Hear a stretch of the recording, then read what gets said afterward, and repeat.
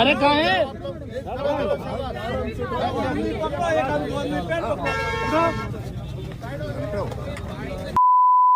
दोस्तों ये वीडियो देखकर आपको हैरानी तो हुई नहीं होगी, क्योंकि आजकल ऐसे वीडियोस काफी आम हो चुके हैं।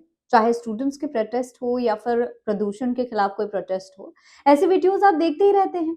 लेकिन ये वीडियो ऐसे किसी प्रोटेस्ट की नहीं है, ये बात मैं आपको बता दूं। ये वीडियो एक रेप पीड़िता की है।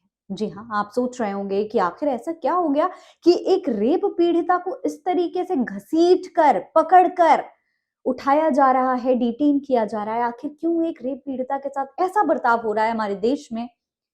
तो मैं आपको बता दूं दोस्तों, ये उन्नाव गैंगरेप पीड़िता है। वही गैंगरेप पीड़िता जिसके पिता की पुलिस कस्टडी में मौत हो गई थी। कार एक्सीडेंट में बुआ और वकील की मौत हो गई थी। उसी कार एक्सीडेंट में बहुत ही मुश्किल से इनकी जान बच पाई थी। वेंटिलेटर पर 6 महीने इनका इलाज चला था।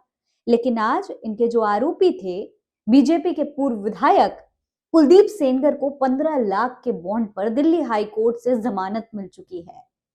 सलाम नमस्ते, मेरा नाम फरहीन अंसारी है और ये खबर आप मेरे official channel Farheen Ansari official पर देख रहे हैं। दोस्तों, उन्नाव रेप केस में उम्र कैद की सजा काट रहे भाजपा के पूर्व विधायक कुलदीप सिंह सेंगर को दिल्ली हाई कोर्ट ने बेल दे दी है। अदालत ने 4 शर्तों के साथ कुलदीप सेंगर को बेल दी है। हाईकोर्ट के इस फैसले के खिलाफ रेप पीड़िता, उनकी मां और एक्टिविस्ट योगिता भयाना मंगलवार के शाम इंडिया गेट के सामने धरने पर बैठी हुई थी। आधी रात को पुलिस इंडिया गेट पहुंची। पुलिस ने उन्हें वहां से हटने के लिए कहा, पर इस पर पुलिस और उनके बीच में बहस हो गई। आखिरकार तीनों को जबरदस्ती इंडिया गेट से हटा दिया गया। महिला सिपाही पीड़िता और उनकी मां को उठाकर अपने साथ ले गई। पुलिस तीनों को लेकर कहां गई है, इसका अब तक कोई पता नहीं चल पाया है। दोस्तों, रेप पीड़िता इस वक्त काफी डरी हुई है। उन्हें इस बात का डर है कि कुलदीप सेंगर के जो आदमी हैं, वो अब उसे भी छोड़ेंगे नहीं, उसे भी उसी तरीके से मार डालेंगे जैसे उसके परिवार के तमाम लोगों को मार दिया गया। उनका कहना है, देश की बेटियां कैसे सुरक्षित रहेंगी अगर रेप के आरोपियों को बरी कर दिया जाएगा। आज मैं हाई कोर्ट गई थी, आज जजमेंट था। मुझे उस जजमेंट को सुनकर बहुत दुख हुआ। लगा कि मैं सुसाइड कर लूं। मेरे 2 मासूम बच्चे हैं, पति है, मेरा परिवार है, मेरा भाई है। इन सब के बारे में सोचकर लगा कि अगर मैं नहीं रहूंगी तो मेरा परिवार असुरक्षित हो जाएगा। मेरे परिवार के पास सुरक्षा भी नहीं है।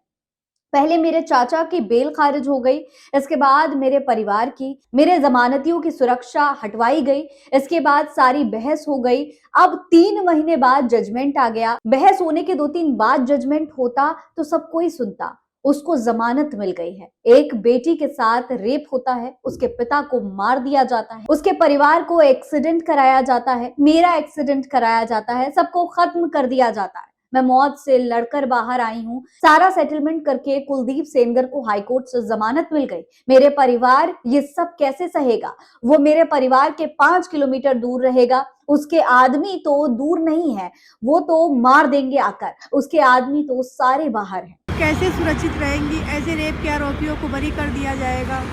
और आज मैं हाई कोर्ट गई थी, आज जजमेंट था और मैं उस जजमेंट को सुन के मुझे बहुत दुख हुआ है। सोचिए दोस्तों, जिस अपहरण में एक ताकतवर नेता दोषी ठहराया जाता है, उसी केस की पीड़िता को आज सड़कों पर घसीटा जा रहा है।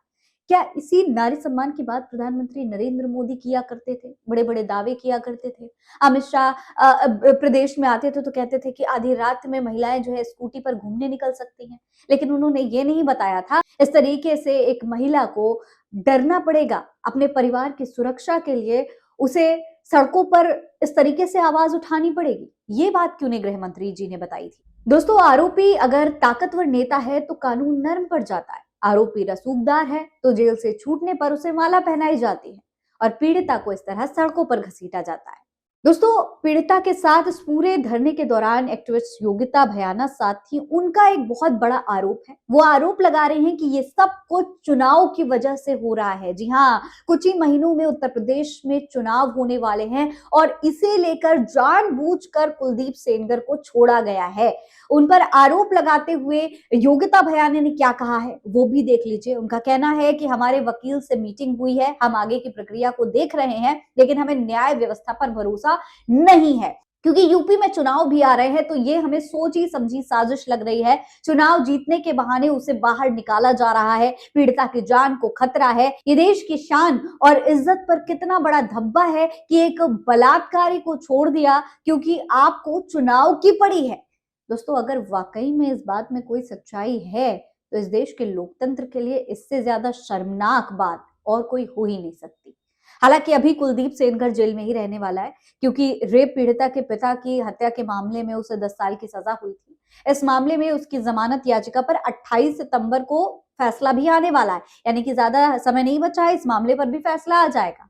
और तब अगर उसमें भी जमानत मिल गई और आरोपी जेल के बाहर आ गया तो फूलमाला से स्वागत होते हुए अगर आप देखें तो हैरान मत होइएगा। फिलहाल इस खबर में इतना ही।